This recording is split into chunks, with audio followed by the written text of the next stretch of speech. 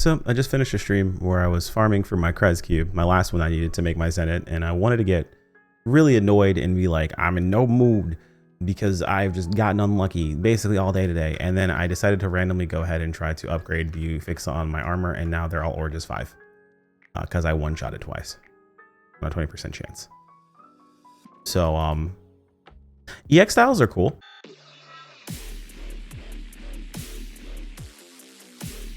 Yo, what is going on, my fellow weebs? Corner here, and welcome back to the channel. So today I want to talk with you guys about EX styles, what I have found that works, what I find that doesn't work, and kind of everything in between. People have been asking about like my thoughts on EX styles, what I like, what I don't like, what I like to see more of, and like, you know, the synergies and anti-synergies and all that good stuff, and which one I'm personally using. Just kind of like off rip, I'm currently using Celeste. It's kind of a back and forth right now between Celeste and Address.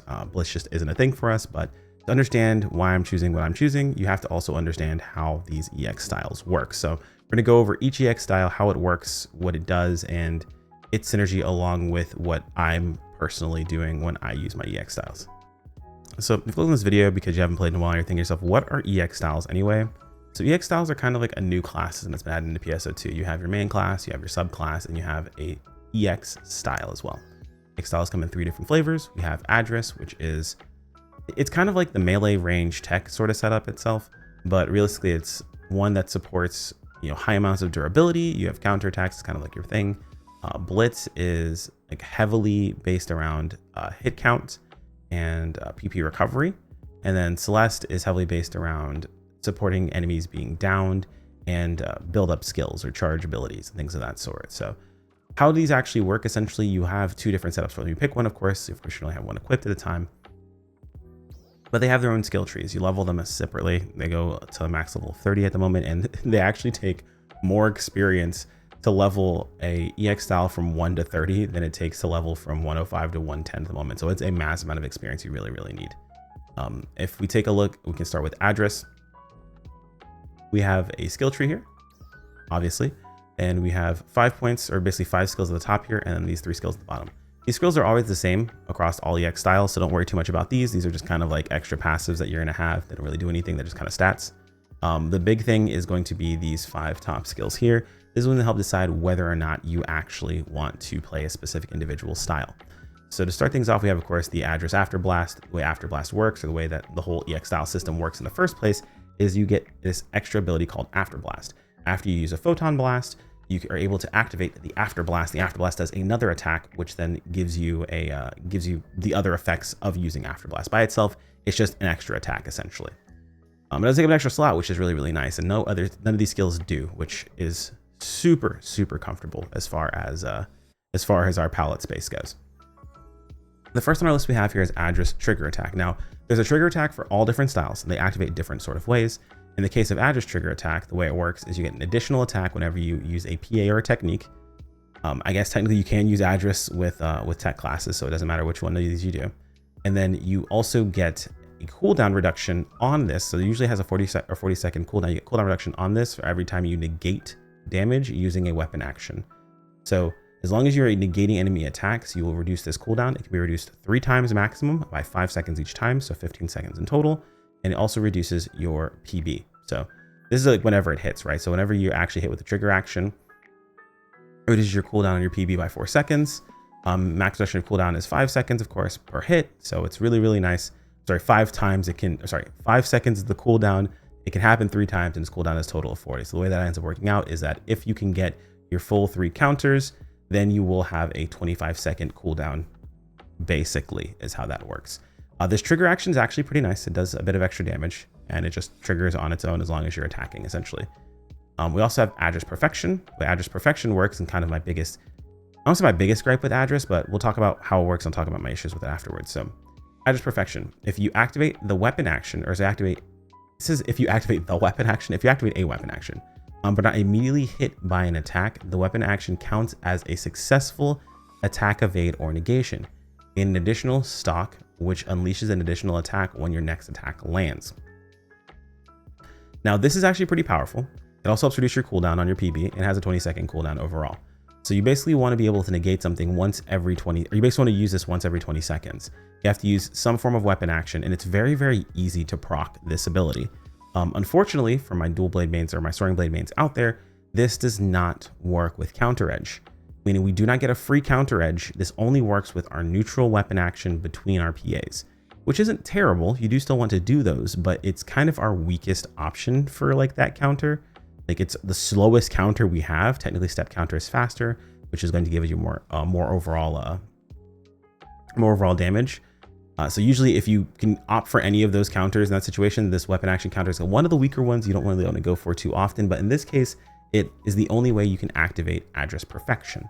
And the reality is that it's the easiest way. It's the easiest one of these to actually activate out of all of these. We have Cascade and Flawless, and Address Perfection is actually one of the easiest ones to activate because it just takes weapon action. And that's it. You're good to go.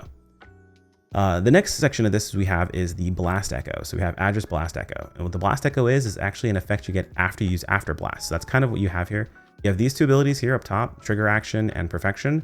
These are always up no matter what. As long as you have your EX style equipped, these two abilities are always working. These ones down here only work after you press After Blast, only work along with your After Blast. So you press After Blast and you get Address Blast Echo. The way this works is you have like a bar, and this bar has little ticks in it, and it's up for a total, sorry, am I looking at, there it goes, Blast Echo. It's up for a total of 45 seconds. Every 10 seconds, it increases a stage. That stage will give you 2.5% potency increase and 5% damage reduction. You get this per individual stage. So it starts at stage 1, goes all the way up, I believe up to stage 5 is what I want to say, and it maxes out at that time. Now, here's the issue, or I can't say an issue specifically, but here's the way that it actually works out is you can increase the stages faster by negating damage from enemies. Specifically, weapon actions and step counters are what works. I haven't found like iframes or anything like that work as well, but it just depends on the situation. It's very weirdly coded right now, so some things work, other things don't. So I would definitely test out how it actually works. But basically, this is a buff that you get after you use your After Blast, and it's up for a certain period of time. You want to get counters to make sure you get this stacked up as quickly as possible, because this is going to be one of your biggest damage buffs you're going to have after you press that After Blast. You also have Address Absorption. So Address Absorption, the way this actually works is you just press your normal attack. Now, this has to be a neutral normal attack. Special normal attacks work unless you have like something that allows you to skip to a specific normal attack as part of your rotation. So for example, there's certain weapons that if you use certain PAs, or if you hit a weapon action on certain things, you get the effect of a specific stage of your normal attack. Those are the only ones that actually work. Anything that is a separate normal attacks, like let's say you weapon action through something and you get like your counter attack from that, that doesn't count as a normal attack. You have to have a neutral normal attack, and it must land on your target to activate the buff. Now the buff is an extra 5% potency. That's up for 20 seconds. It gives you health recovery. You actually have an increase to your actual maximum health, and that increase in maximum health is up for 60 seconds. So the buff is up for 20 seconds. The health stuff is up for 60 seconds, which is nice. Specifically the health increase, by the way, not the actual healing. The health increase is up for 60 seconds, which is nice. What you'll find is that this is the shortest duration of all of them. And this isn't even the strongest buff that we have access to. So while this is nice, it does have anti-synergy specifically with things like shortage HP. And in a world where we have shortage HP maintain balance and the ability to go either Waker sub or Waker mains in general, this feels really bad because it just straight up heals you way too much past what you would have for the for being able to maintain your shortage HP. So there's a bit of anti-synergy there, and it's kind of tough to deal with, but you do have synergy with things like Lively. And then of course there are later rings that are going to be coming out that will have extra HP for us as well. Or sorry, that'll have extra effects based on our HP as well.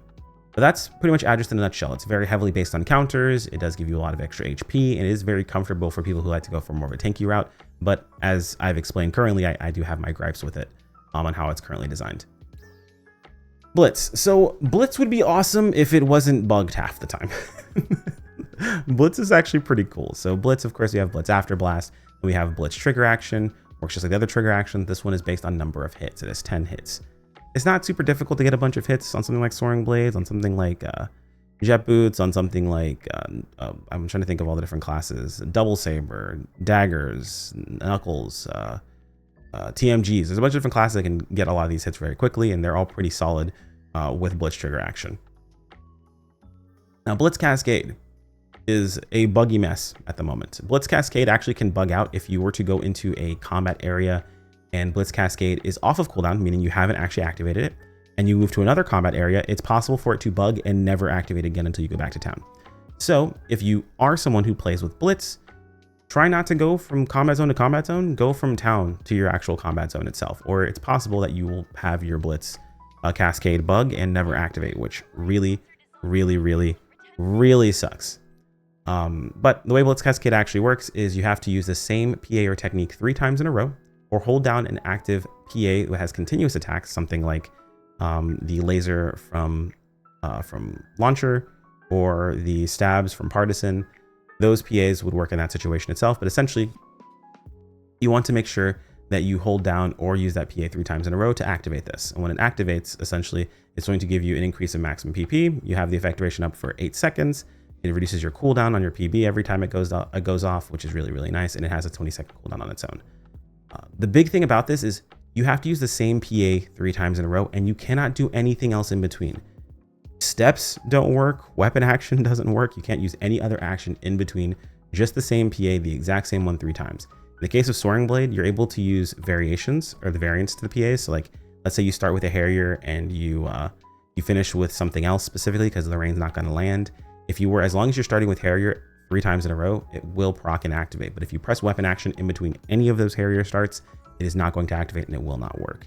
There are some situations we've actually found there are some bugs that when you're using this, if you use Blitz with Soaring Blades and you activate a Blade Arts parry during one of your PAs, depending upon when that Blade Arts parry is activated, it also can bug out and not work, meaning you wouldn't be able to actually get your Cascade activation. So as far as Soaring Blades go, this is not really all that great because of how it currently works. And on top of that, it's bugged for everyone else too. So like there's just quite a few issues that are involved with it. The crazy part about it though is it's still really good. Like it's still really, really, really strong. And that's because of some of the things you have afterwards. So Blitz Blast Echo. So remember how I mentioned earlier with Address, how you have to get counters to be able to, push Blast Echo up really fast? Well, for Blitz, it's just number of hits, meaning that you can stack up Blitz Blast Echo insanely fast, something like Soaring Blades on TMGs, like on a lot of classes, you can stack this up very, very quickly. And the reason why you want to stack this up quickly is it's a longer time spent at maximum buff, meaning you're getting more overall damage. The faster you stack up your Blast Echo, the more damage you're getting during your Blast Echo. If you have to wait for it to stack up, it means you're doing less damage earlier on, which is going to net you, or it's basically overall a damage loss. So if you're thinking about what class wants to use specific styles, you want to also consider your Blast Echo. It's a good chunk of your damage that you get just for popping after blast. So you really want to make sure you're paying attention to that. But the really big ticket for Blitz is Blitz Decay rounds. So Blitz just gets it basically gets its own weak bullet. As long as you normal attack, it does have to be a normal attack. I've noticed it doesn't actually have to land on your target. It might be that I've just always landed the hit. I've tried it just like on a whim, but like just being near targets in most situations, in some cases. Now granted, the server's been lagging really bad, so it could have also been server lag, so I would take that with a grain of salt. But just being near a target and swinging has been enough to activate decay rounds. Basically, it's like an explosion around you, and everything that gets hit gets a debuff on them that makes them take 7% increased damage from you for 30 seconds. You heard me, 7% increased damage for 30 seconds. And you get an extra attack 30 times. Yeah, it's way, way stronger than Address Absorption. Not only does it last longer, but it also does more damage. So yeah, it's pretty solid. It's really good. So classes that can benefit from Blitz, I'm thinking things like Slayer, TMGs for Gunner. I feel like Ranger could also benefit as well. This doesn't actually work for your teammates. This is only for you. This is not like normal weak bullet. It's only yours, by the way. But those classes that have a lot of hits, Fighter also is really good for this because the Whirlwind, thing like that. Classes that actually have a lot of hits very, very quickly can benefit a lot from this. Not to say that some classes can't also benefit from Address, but we talked about the issues I have with Address. I'm not an Address hater. I'm just talking, and I'm just being honest, man. I'm just being upfront with you guys. But yeah, it's really, really, really, really strong. Moving on, we have Celeste. So Celeste works a bit differently. So we have Celeste After Blast. Does its After Blast. It's damage. It's a rod. For those who care, like the After Blasts are different weapon types. So the Address is a sword, Blitz is a rifle, Celeste is a rod. That's it. Celeste trigger attack. So Celeste trigger attack works like all the other trigger attacks does, but this one specifically works based off of down factor accumulation. So as long as you hit 600 down factor, you're reducing the cooldown. And I'll be honest, on Soaring Blades, that's really easy to do. you generate a lot of down factor. On Jet Boots, it's even easier. If you're playing Force, it's even easier. Now there is some caveats to that for Force and tech-based classes. If you're not hitting the elemental weakness, which you're not always going to do, you won't generate down factor, meaning it won't work for this specifically. But to be honest, like you just generate so much of it that I haven't had any situations that I've seen anyone have any issues with triggering Celeste trigger attack. But there might be some things that come up in heavier amounts of optimization later on down the line. So just keep that in mind. Then here comes the questionable skill where this kind of works sometimes and doesn't work other times, and it's a little bit more difficult to get to work all the time for you. So Celeste Flawless. What Celeste Flawless does is whenever you use a non-weapon action skill or a gauge skill specifically, so like a charge skill that's non-weapon action or a gauge skill. So a lot of build-up skills, so things like Pinion, things like Jolt, think all of Tekker and Force's, their compound skills, all of those things. All of those count essentially. Charge techs, if you're charging up a tech on a rod or even a Talus, when Talus has things deployed, all of those things essentially count. But basically when you're doing that, you get a shield that is held around yourself. And if that shield negates damage, you get a follow-up hit. That follow-up hit does good damage. It's pretty solid. Now, the shield has to negate damage for anything to happen for it, meaning that you have to be in the way of getting hit by something, essentially. It's much easier to proc with tech classes since you can just charge a tech, but with other classes, you have to use one of your build-up skills, which may not always be available. The cool thing about this is it does also offer you the ability to essentially get use out of skills that would normally have iframes that you may actually lose damage out of into situations where you could actually gain damage from it. For example, there are a lot of situations where Bouncer specifically has its ability Pinion Blade, and Pinion Blade, while it does do a high amount of damage, while it does also give you iframes, iframes are not always a positive thing because our block gives us counter edge, which does a massive amount of damage. Actually, some of the most damage that Bouncer actually has is that counter edge. In a lot of cases in high and very counter heavy fights, if we were to press Pinion, you actually end up at a damage loss instead of a damage gain. Now, in a lot of cases, you are forced into pressing Pinion because in a lot of situations, you'll run you'll run out of mana, you'll run out of PP when it comes to playing Bouncer. If you're playing Soaring Blades, you can run out. It is a situation where you have no choice but to press Pinion. What Celeste Flawless does is it makes it so if you do run into those situations, or if you run into a case where you can press your Pinion in an optimal situation where you may only take, let's say, one swing and miss out on one block, you actually activate Celeste Flawless and it takes care of that damage, and it also does that extra bit of damage for you and gives you that PB reduction. On top of that, you can use it in situations where normally you would have an unblockable ability and cut its damage down by 50%. So a lot of times where forces would be in situations where they go for one of their build-up skills, one of their compound techs, they're able to use that and not have to deal with getting totally screwed over by maybe an unblockable attack coming their direction or something along those lines. And then they get follow-up damage on it as well. But you also have to consider this is much more difficult to activate. It's probably one of the most finicky ones to activate. And if you don't have your build-up skills ready, and you don't have the ability just to charge a tech or something along those lines, you're gonna run into a situation where you may not activate Celeste Flawless all the time, as opposed to something like Address, which you can literally just press your weapon action, even though it's kind of, I'm not gonna say it's bad for Soaring Blades because you do want to press your weapon action between your PAs, but even though it may not be the thing you want to do all the time at that situation, this is much easier to activate consistently on a 20-second cooldown than it is for Flawless. Or Flawless creates situations specifically for Soaring Blades where weapon action, not weapon, I'm sorry, but where Pinion may go from being a net damage loss substantially or almost not even able to use to being able to find optimal situations where you can actually press Pinion and not only gain that PP back, but also get the damage on top of that as well. You're probably thinking, oh, but like it's on a 20-second cooldown. Well, you have Pinion and you also have Jolt, and you can get your Jolts and set up your Jolts to be able to do that. You also can set up your Pinions to be able to do that. You can actually just hold on to a Jolt. You don't have to spend it. A lot of people who actually play Soaring Blades, they don't really use their Jolts that often, but you can optimally find ways to build a Jolt in between everything else that you're doing and hold that Jolt. And if you're in a situation where it comes off cooldown and your Pinion isn't like really lining up for it, and you see an attack coming, you can use the Jolt to proc your Celeste Flawless. So there are ways you can make it work, but if you're noticing everything I've said, it's very finicky to get all those things to happen. So it is the most difficult one to proc, but it also does have merit in why I actually enjoy and why I actually like the skill. Moving on past Flawless, there was a lot to say for Flawless. We have Blast Echo for Celeste.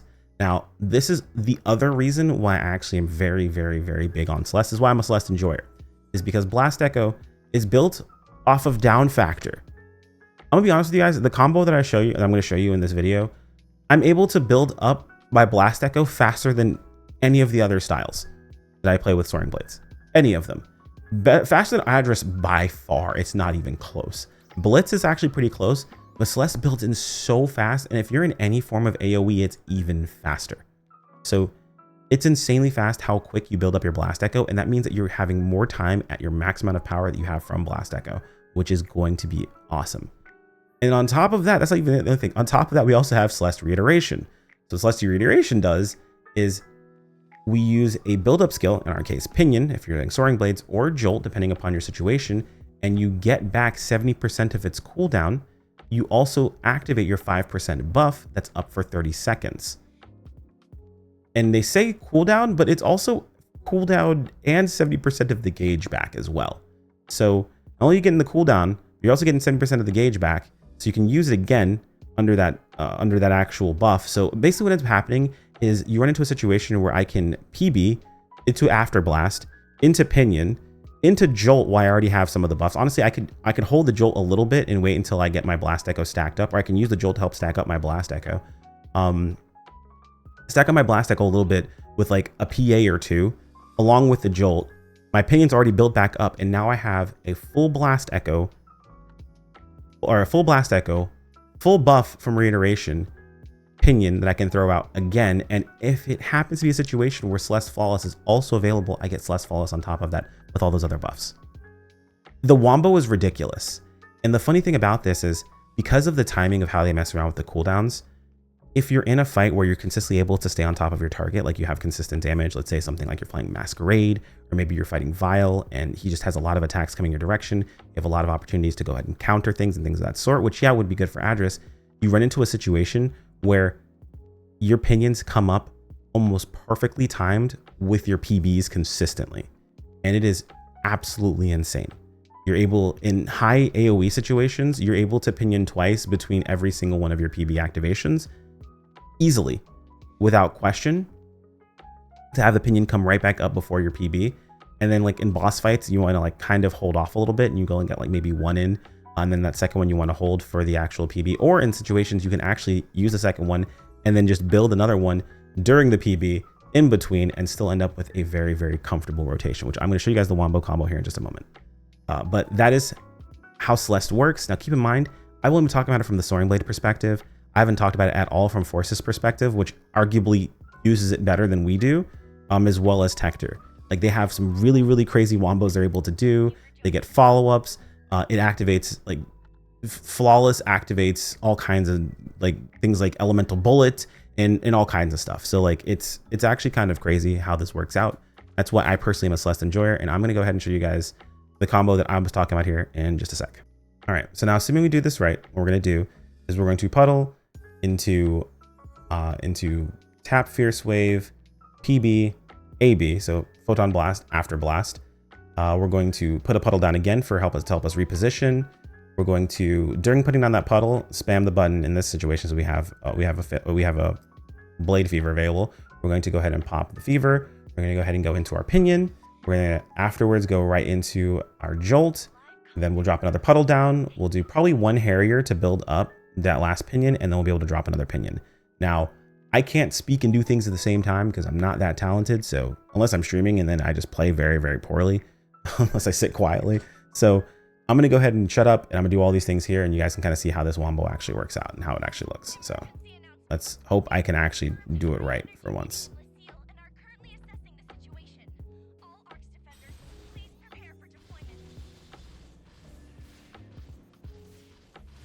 To this.